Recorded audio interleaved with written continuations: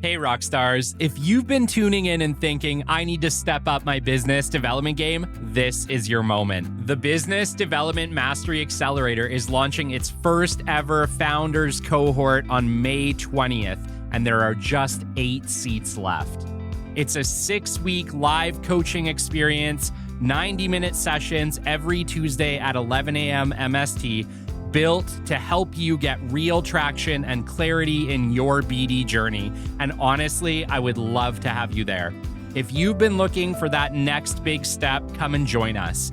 You can grab your spot at kellykennedyofficial.com/accelerator. That's kellykennedyofficial.com/accelerator, or come check out either Kelly Kennedy or the Business Development Podcast on LinkedIn. Let's build something incredible. I'll see you there.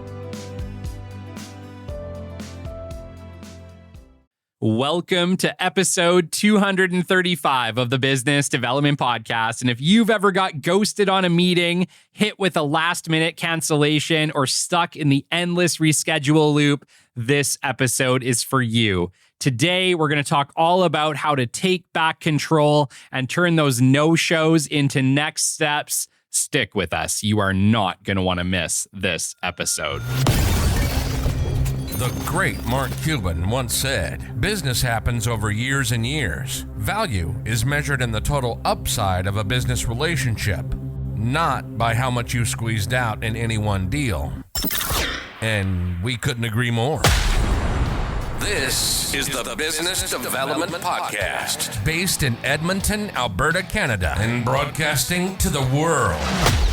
You'll get expert business development advice, tips and experiences, and you'll hear interviews with business owners, CEOs, and business development reps. You'll get actionable advice on how to grow business. Brought to you by Capital Business Development, capitalbd.ca. Let's do it. Welcome to the Business Development Podcast. And now your expert host, Kelly Kennedy. Hello, welcome to episode 235 of the Business Development Podcast. Holy cow, 235 episodes, and my gosh, do we have some news for you guys today. It has been a wild couple of weeks here on the Business Development Podcast with Capital Business Development.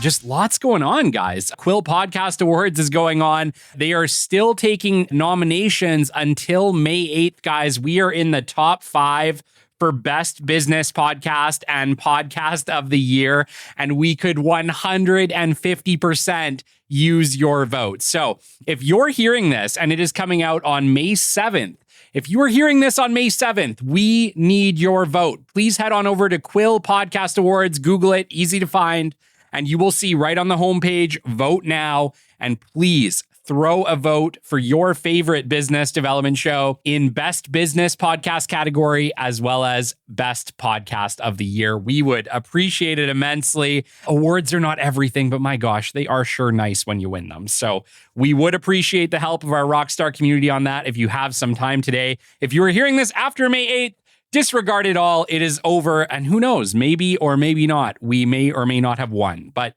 it's still pretty cool to be there and be on a list of a top 5 for those categories.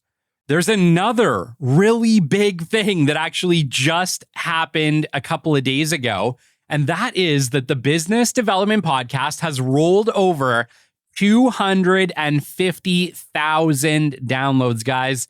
250,000 downloads, actually 252,400 as of this very moment. But we have had an incredible couple of weeks here on the Business Development Podcast. Massive uptick in listeners. And I know it's because of you guys, our incredible Rockstar community, telling your friends, your family members, your coworkers. That is how this show grows. And I could not appreciate you guys more. You are incredible. You're the best listeners ever. Thank you so much for being part of our community. Thank you for believing in me. And thank you for showing up to this show.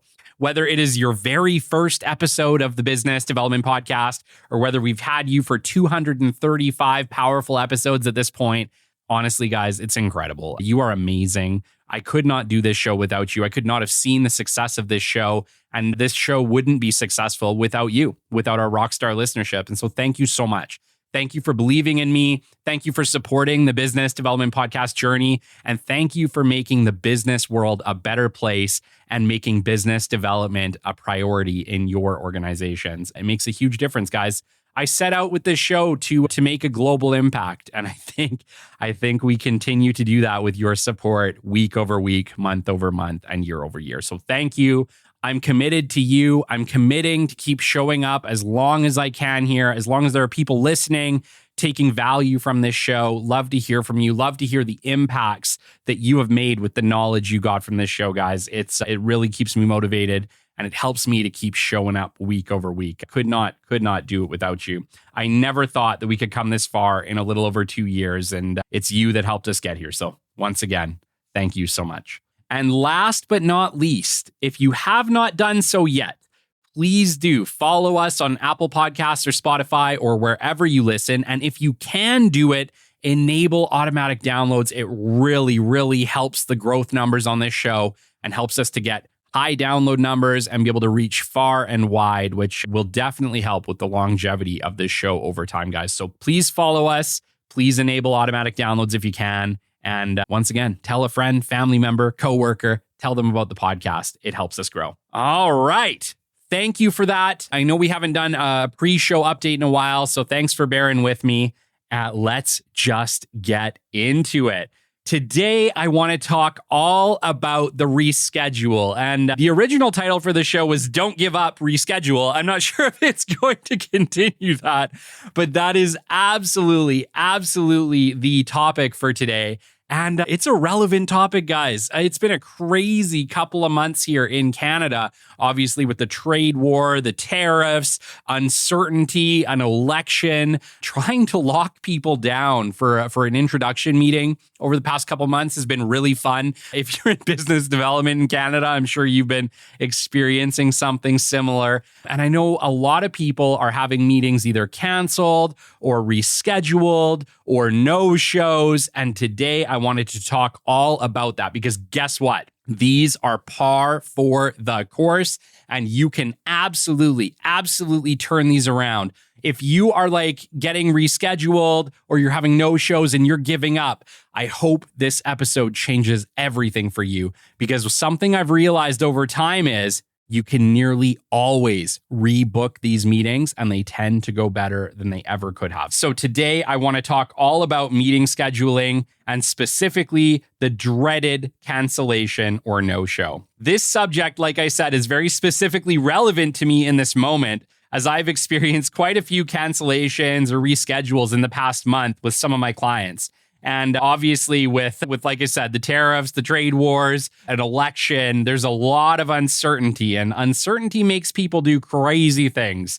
But with a little elbow grease, I've been able to turn these around, set those back up and get them right back into the calendar. And I hope that I will be able to do the same for you. First, though, before we get into this, we have to talk about what we can do up front, right? It's about what can we do up front. If you guys are having lots of challenges, there may be things that we can do ahead of these meetings to make them more solid for you, to solidify them, to make those people way more likely to show up to that meeting. Why? Because one, you've built enough interest in it. They actually want to attend that meeting. And two, you've hopefully locked it in properly in a way that's easy for them to be reminded and easy for them to remember that, hey, they have a meeting with you and that should be top of their priority. So number one, before we get into this, and I'm not going deep into the active marketing process, right? Lots of shows on that. We will dive deep into it, I'm sure, at another show this year, but this isn't it. But I can't really do this with you guys if I don't dig a little bit into the active marketing process. And by doing things in a structured way up front, by making sure we have our I's dotted and our T's crossed ahead, it's going to make life for us a lot easier. And it's going to make these clients way more likely to show up to that meeting in the first place. So before we talk about what do we do in the worst of cases, let's talk about how to make the worst of cases way less likely, okay? Number one, we must follow the business development process. Now, once again, you can follow my process that we teach on the show. You can follow your own process, whatever that is, but follow a process. Do the same thing repeatedly, week over week, month over month, year over year, to make sure that you have consistency and consistent success over time. Okay. Like if you're struggling to get meetings, very likely there's some gaps in the process itself. And if you go back to that process and do some digging into it, you might be able to correct those ahead, making your meetings way, way, way more successful for you, okay? But let's dive into it quickly here and go over some of the things that you need to consider before you start asking for these meetings, okay? Number one, identify the industry, sub-industry, and best locations for your organization and for yourself, okay? You're always most competitive where you are at. Make sure that you're targeting industries, sub-industries that need your products and services, understand your products and services, and make sure that you're doing it in a location that you can be competitive in. Because if you can't be competitive, that's almost immediately going to make people less likely to want to meet with you, okay? Number two, you have to evaluate your marketing materials. Make sure your website is beautiful, bold, visually appealing, has maybe a little bit of video in it, is modern, is concise, speaks to who you are, what you do in a powerful, visually appealing way that isn't too messy, that isn't too wordy. Here's the thing. If you are marketing to people and they're not wowed a little bit by your website, they don't think, wow, that's kind of cool. I think I want to learn more about this. Remember, all of our marketing materials are just to build interest. If your website is not building interest, you need to start there.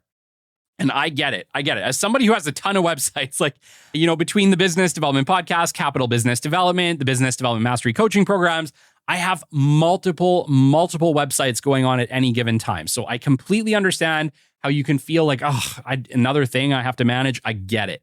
But if you cannot lock down a little bit of interest in those websites, if it isn't helping you to compete with your competitors, to stand out a little bit, to be able to engage millennials who are probably your target market audience at this point, Gen Z maybe, who have attention spans of 8 seconds, you're going to struggle to build enough interest to make your client want to meet with you in the first place. So if we haven't evaluated our marketing materials in some time, we're struggling to lock down meetings. Let's start with the website, okay? Bold, beautiful, visually appealing, have some video in it, make sure the wording is short and concise, and make sure it is a modern layout, and that will absolutely help you build that interest. You need to. Your website, remember, is your 20-story skyscraper in 2025 and beyond. 20-story skyscraper, guys. Make sure they're done well.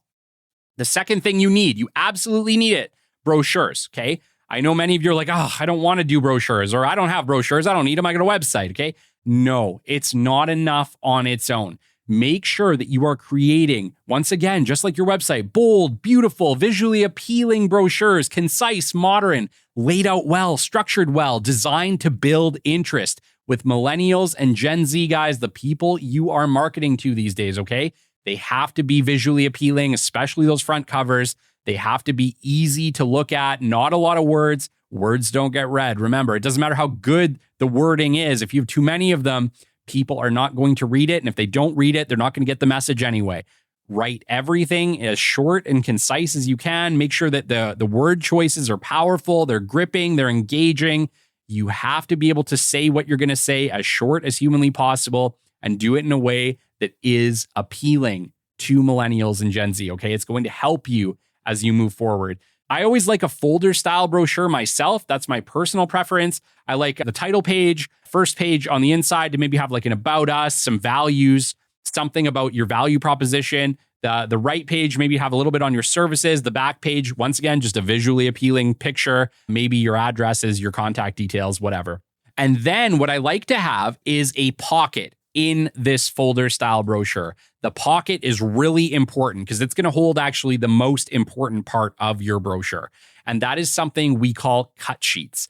Cut sheets are essentially one-page product sheets. They can be one page or double-sided. And what they do is they speak specifically to the industry that you are marketing to, okay? And it's important that for every product and service you have, if you're marketing it to multiple industries, that you have a separate cut sheet for each one, speaking to them in terms they understand, showing them images of things that are relevant to them, making sure that every single cut sheet speaks to the customer specifically, okay?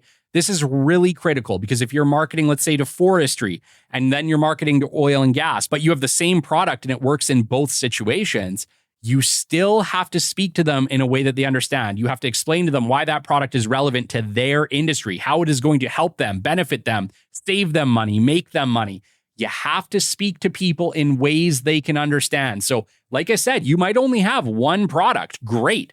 But that product might be relevant across multiple industries. And you need to make sure that you are creating individual cut sheets that speak to each industry. And when you market them, you just attach the main brochure and then you attach the cut sheet specific to that industry. And it is going to build interest much, much better than a generic brochure. So getting these brochures right, not only are they not dead, not only are they super relevant, but if you do them right, they're going to supercharge your interest building and make those meetings way more likely to happen.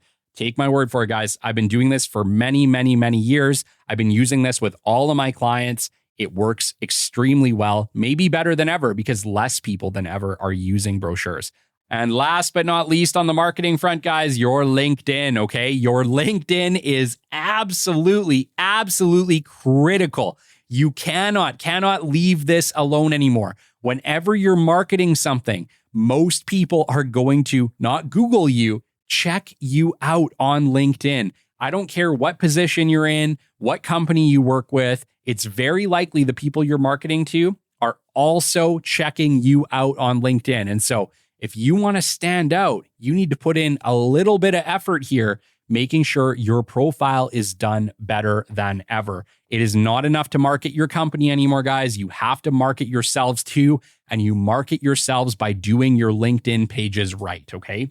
Your LinkedIn profile must be fully completed. This includes all prior job history, all awards, all certificates. Make sure that your featured section is filled out with all relevant links that you may want to share with potential prospects.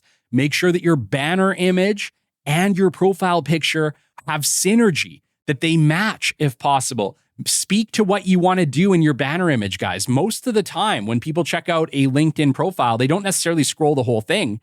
They always look at your profile picture and your banner image. So if you want to market your products and services, a great place to do it is in your banner image. And if you look at anybody who's doing like personal branding or personal branding expertise on LinkedIn, they are selling just as much on their banner image than they are on anywhere else on their page.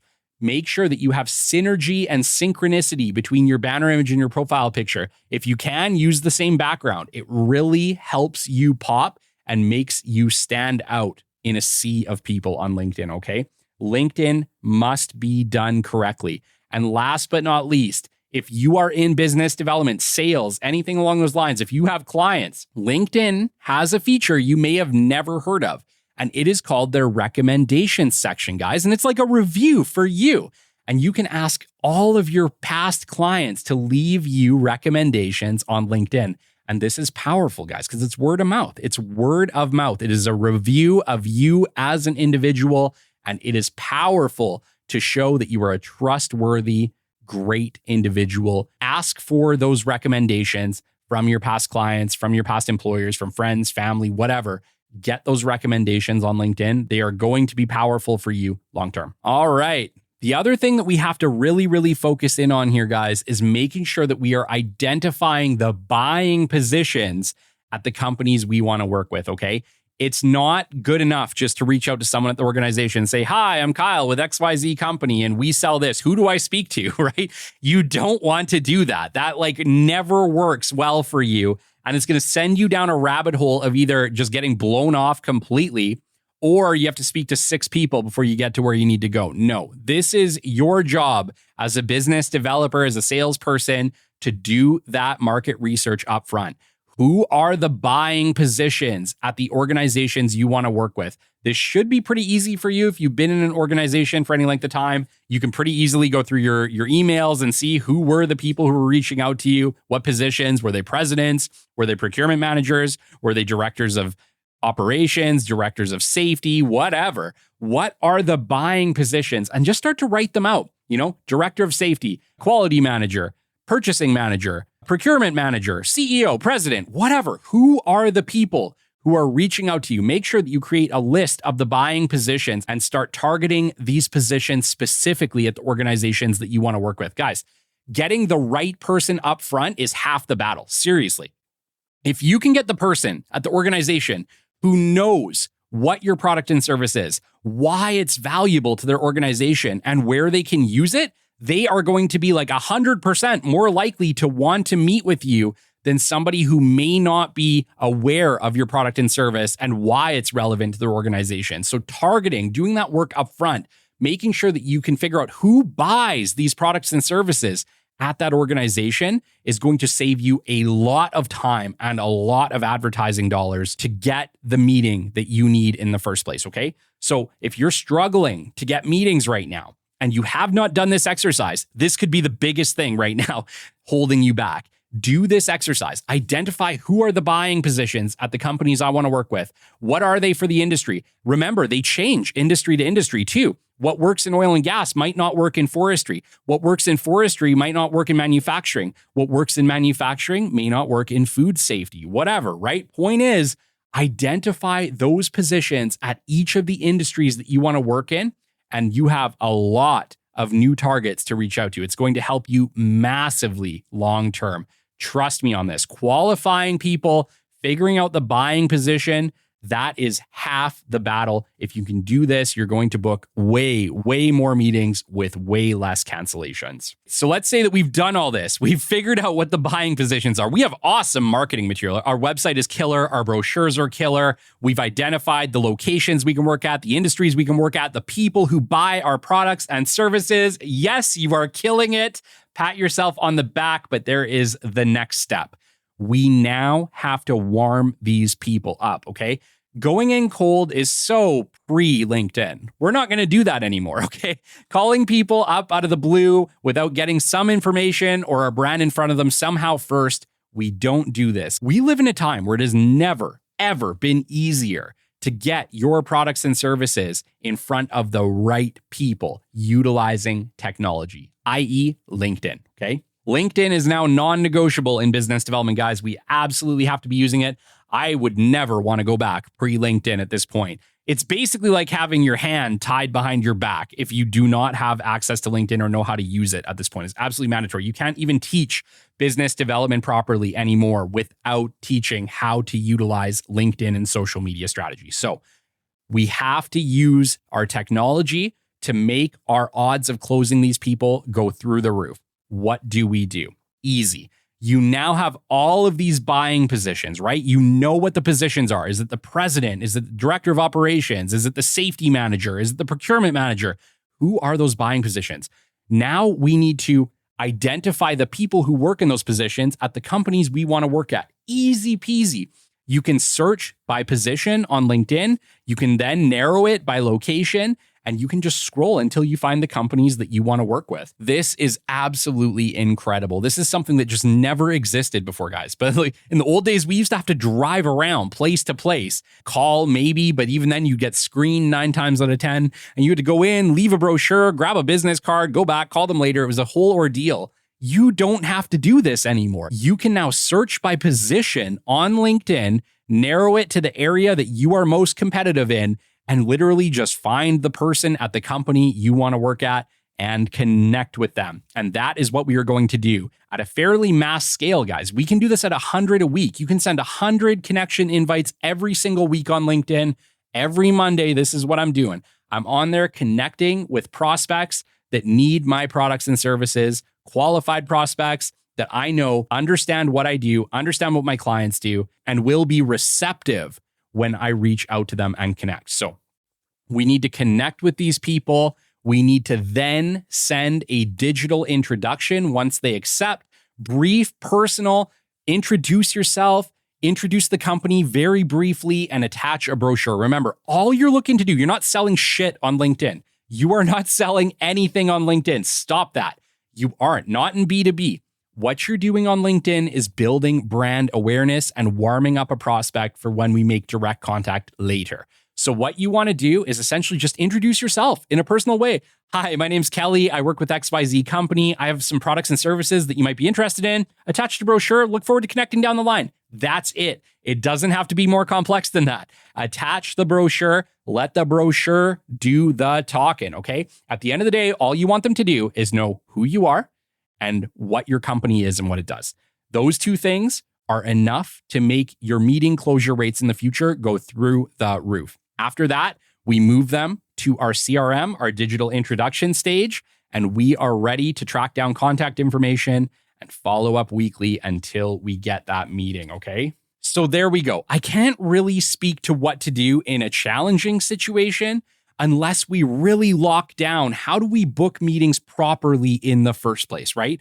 If you're having cancellation after cancellation after cancellation, if you're struggling to lock down the meetings, guaranteed, one of the things that I talked about here is your challenge. You are struggling to build the right amount of interest with the right people. If you have interest plus the right people, the meeting is the obvious outcome. It's like 2 + 2 = 4. If you have the right people and your marketing materials are great and you can build interest, the meeting is almost inevitable.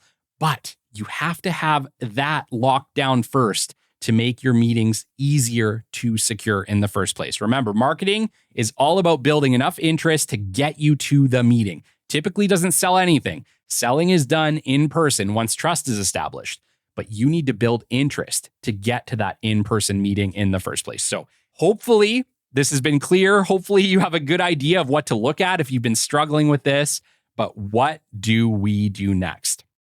The next part we have to talk about is the actual scheduling of the meeting. I know some people might be struggling at this part. They actually have great marketing material. They work for big organizations that have spent a ton of money creating the best marketing material. So getting interest hasn't been the challenge. The challenge has been in the locking down of the meeting in the first place, scheduling of the meeting, okay? Here's the thing. If we don't schedule the meeting right, we're going to run into the same challenges, okay? Scheduling the meeting is just as important as having all the right marketing materials. So let's get into it. Always schedule the meeting on the phone or by email right in that moment, right in the moment that they reach out to you and say, yeah, I'd love to meet. Don't wait. Don't put this off by days, whatever. If you're on vacation, I don't care. Just get to a computer quickly and lock it down. The faster that you can lock down this meeting, the higher chance they are going to just accept the calendar invite and move forward, okay? Make sure that you have the date right, the time right. Consider your time zones. If you work in Canada, you work across 3 time zones, 9 times out of 10. Consider the date, consider the time zone, consider your location. Are you meeting them in person, at their office, at an event? Consider whether it's virtual or in person. Leave nothing to misunderstanding or chance, okay? Anytime something can be misunderstood, it will be misunderstood. Anytime you leave it to chance, it's probably going to go negative for you. Just do everything in the moment that you can to lock down that meeting. Make sure all of the data is there. Make sure you let them know in the description what you're looking to do, what you want to talk about, where the location is. Is it virtual, in person? If it's virtual, is it on Teams? Is it on Google Meets? Have everything, every piece of data that you can in that meeting invite, okay? Don't leave anything to chance. Schedule all your meetings into your calendars immediately and send meeting invites. Do not rely on verbal confirmation. Please, please, please. It's 2025. Do not rely on verbal confirmation for anything. Every single formal meeting should be scheduled. Every single lunch should be scheduled. Every single event should be scheduled. Frankly, your coffee should probably be scheduled at this point, okay? Schedule everything. It will make sure it doesn't get forgotten. It will make sure it doesn't get lost. Everybody will know where it is. Do not rely on verbal confirmation. Remember, if it is not in the calendar, it does not exist, okay? Always verify that the meeting is confirmed and follow up next day if it has not been accepted. An unaccepted meeting invite is not a confirmed meeting. If they do not accept the meeting invite, you do not have a meeting, period. You don't, okay? You have to get that confirmation by any means necessary. If they haven't accepted your meeting invite the next day, give them a courtesy call. Say, hey, I'm just reaching out. I just noticed you haven't accepted the meeting yet. Do you mind accepting that for us? That would be incredible. If they give you a reason or say why they can't, you still don't have a meeting. So you need to keep maybe following up with them until you lock it down, or just expect that they may or may not show up to that meeting, which is not valuing your time. You have to value your time to make sure that you are getting an accepted meeting invite. That's the thing that says you have it. Until it's accepted, you don't have a meeting. If the meeting invite is not confirmed within 2 days, follow up again by phone or direct email to remind them, okay? You have to get it. You have to get that meeting locked in. If they are not accepting the meeting, there's a reason. Try to get to the bottom of it. Try to figure out why they haven't accepted that meeting. And if you can rectify it for them, rectify it. If you need to push it a week, offer to push it a week. Do what you can to get them to accept the meeting, because like I said, until they accept it, it's going to get missed. Trust me, if you got to rely on memory, it's going to get missed. By doing your due diligence up front, you will secure more confirmed meetings and run into less trouble down the line. Look, it's pretty rare for someone to accept a meeting and then back right out of it or be a no-show. Typically, when I've run into people that are being flaky, they'll cancel the meeting, a couple days before, maybe the morning of, something like that. It does happen on occasion, but most of the time, I would say like 90%, 95% of the time, if I get a meeting confirmation, I get the meeting. That's the secret. If I don't get the meeting confirmation, my odds of getting that meeting go way, way, way down, like down, right? You have to get the confirmation. Just trust me on this. You have to get the confirmation. Do what it takes. If you don't have the confirmation, follow up on it. Always follow up by phone if you can first. If you can't get them on phone, follow up by email. But if you can get them on the phone, they're going to be more likely to accept it right there in the moment. All right. So now let's get into things maybe you haven't had to deal with too much. If you've gotten this far, you've booked the meeting. You're probably not having a whole lot of trouble booking the meeting, which is great. That's really the challenging part. If we can do everything right in the first place, getting the meeting is much, much easier. But what happens if we get the meeting and now we're running into no-shows, we're running into last-minute cancellations, things like that? Okay, before we get started on this, let's just address the elephant in the room. Cancellations are super, super frustrating in business development. This past couple months, I've struggled with cancellations. This has nothing to do with experience. This is just people and life and circumstance, okay? Cancellations happen. They're super frustrating, but they are absolutely, absolutely par for the course. So before we move into this, I just want to address this for my rock stars out there.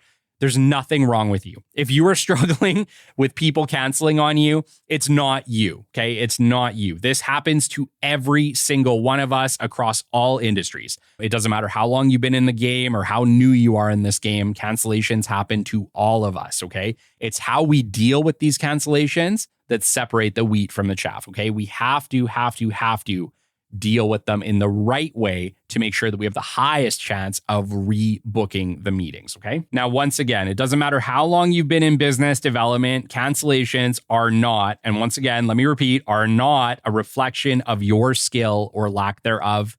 It is just part of the job. And once you realize this and accept it for what it is, it's going to be a lot easier for you to handle them in the right way. Cancellations suck in the moment, but they are part of the game. If a meeting invite gets canceled without explanation, do the following.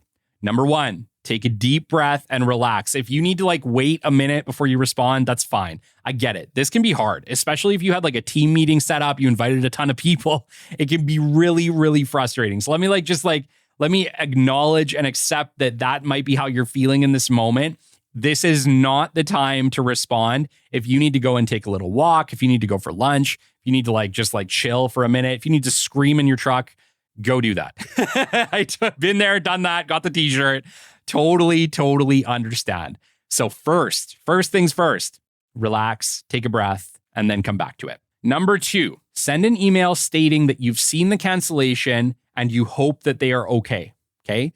First off, you don't know what happened. You don't. And there's a million different things. I've had every situation in the book, from car accident to death of a family member to you name it, tons and tons and tons of real world challenges. Okay. You never know what your prospect is dealing with on the other side of that line. And the human experience is massive and varied and challenging. We need to show up with courtesy, kindness, and empathy, okay? You have to give them the benefit of the doubt. You do not know the circumstances at which they had to cancel your meeting or were no-shows to your meeting, okay? This works in either scenario. Always start from a place of empathy and always give them the benefit of the doubt. I would say in that email, just reach out, say, hey, I'm sorry I missed you. I hope that you are okay. I would absolutely love to reschedule this meeting at your convenience. And I look forward to chatting again real soon. That's it. That's all you need. You don't need anything crazy. You don't know what's going on. You don't know how long it's going to be until they get back to you. Just trust me on this. Give them the benefit of the doubt. Until they prove you wrong, until they say, no, I just wasn't interested or whatever, you don't know the situation. If you give them the benefit of the doubt, they're going to be much more likely to rebook that meeting with you, okay? Don't apply excess pressure in this situation, okay, guys? What I always do, so let's say that we're using my CRM format that I've talked about before. So in my CRM format, we have our LinkedIn digital introduction stage, our weekly contacted stage, our back burner stage, our future opportunity stage, our meeting booked stage, our next step stage, and our client stage, okay? By this point, if I've had them in the meeting, they're in the meeting book stage. So if I get a cancellation last minute, what I will do is I'll send that email that I just talked about, benefit of the doubt, kind, empathetic, making sure they're okay first. Then I will move them from meeting booked back into weekly contacted stage. This is not the time to give up on your client, okay? You don't know the situation. You don't know why they canceled until they let you know. And sometimes they don't let you know because maybe it is personal. Maybe it is something they don't want to talk about. So you have to give them the benefit of the doubt. Move them back to weekly contacted stage. And if it's not urgent, follow up again next week to rebook. Get them on the line and say, hey, totally sorry that we weren't able to connect last week. I hope you're okay. I would absolutely love to reschedule that meeting. Is there a better time that works for you? Period. Just be quiet. Let them speak. They will likely tell you what happened. And if they're still interested or if it's something they are interested in, they will likely rebook in that moment. Many of you are giving up the moment you lose the meeting. Trust me, this isn't the time to give up. I bet you that at least 80% of meetings can be rebooked after a cancellation if you treat them with respect, if you treat them with kindness, if you come to it with empathy, and if you actually reach back out and ask for that meeting again. And most of the time, they won't burn you twice. So don't worry about it. Don't let the meeting cancellation be the end. It doesn't have to be the end. You can absolutely 8 times out of 10 rebook this meeting. Just go for it. Give them the benefit of the doubt. Move it back to the weekly contacted stage and follow up weekly until you reschedule that meeting. I think you can do it. Guys, personally, I've done this 3 times in the last month. This happens to all of us. You can absolutely rebook those meetings. The other one that I wanted to speak to was, what if they don't accept the calendar invite and you kind of realize too late, which happens to me too on occasion. I realized this and then I couldn't get a hold of them. And I'm trying to figure out, like, why can't I get them on email? Guys, I had the wrong email, right? Like, I'm human. I make mistakes. I literally sent the invite to the wrong email. And when I got them on the phone and said, hey, sorry I missed you, they're like, oh shit, we had a meeting? I didn't get the invite. They didn't get the invite because I had the wrong email. It was my fault. It was on me. So sometimes that's going to happen. It's going to happen to you. It's happened to me. It's happened to me before, and it'll happen to me again, okay? We're all human. We make mistakes at times. Nearly every meeting, guys, is available to you. If you can lock it down once, most of the time, you can lock it down twice. So just go for it. Always try to rebook that meeting. Don't give up on them if you miss it the first time around. Now, if you have a no-show, guys, take the exact same approach that I talked about. Lead with benefit of the doubt. You don't know what happened, and move them back to weekly follow-up stage, follow up weekly until you really disqualify them or you rebook that meeting. If you have someone who's not confirming, just remember, follow up by phone if you can. Literally just this month, I ran into the exact same problem where didn't get a confirmation, weren't responding to my emails. I literally had the wrong email. So that was on me. It was my mistake. When I got the prospect on the phone, I confirmed the right email, sent them the invite. They immediately accepted, and boom, we're off to the races on the reschedule. So you can absolutely do this. It could be your error. It could be something going on in their world. But most of the time, I think you're going to be able to reschedule that meeting. Don't give up. The reschedule is nearly always possible. Now, what not to do? I can't really do this show without telling you guys as well what not to do. Look, do not get upset. Do not. It is the worst thing you could do. If you send a snarky email, if you leave a snarky voicemail or get them on the phone and be like, what the hell? Why didn't you show up?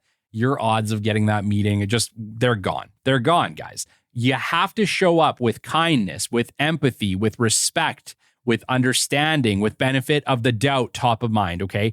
This is the only way to proceed. If you proceed with any negativity, anything like that, you're going to push them away. Your chances of getting that meeting are out the window, out to lunch. You're never going to get it. Never, ever, ever, ever get upset. It's the worst thing that you could do, and you will burn the bridge and kill any chance you have of landing that meeting. So don't get upset. Always respect the client. Always assume something came up. Come to reschedules and cancellations with empathy and kindness, and you will be surprised at how many reschedules you will get.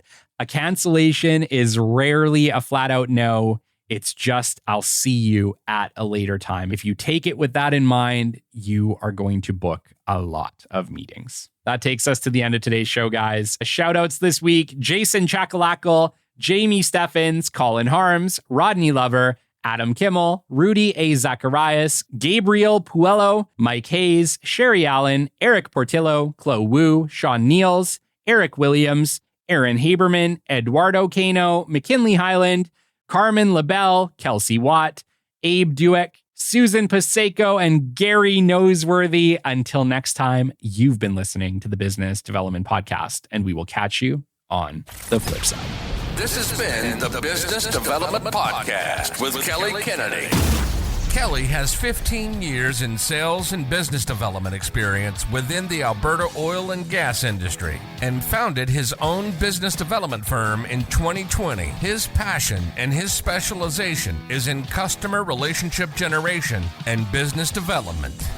The show is brought to you by Capital Business Development, your business development specialists. For more, we invite you to the website at www.capitalbd.ca. See you next time on the Business Development Podcast.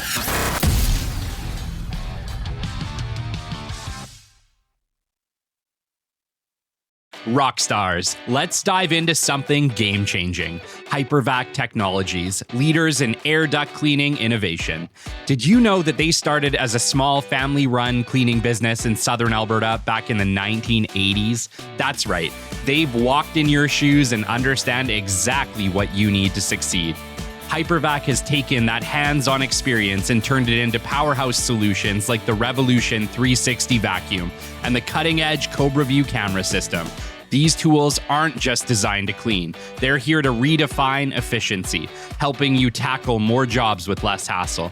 Here's what sets them apart. Their top-selling non-PTO air duct truck has become the gold standard in North America. Add to that immediate worldwide shipping, overnight freight to Canada and the USA, and every product being built right here in North America, well, you've got a partner who's invested in your success. But let's talk impact. Hypervac's mission is bigger than just cleaning ducts. It's about making every breath count because, as they say, your ducts are your lungs. With over 40 years of industry excellence, they're the trusted choice for professionals around the globe. So whether you're looking to upgrade your equipment or start the next big chapter in your business, Hypervac has your back. Head over to www.hypervac.com to see how they're helping pros like you take the industry by storm.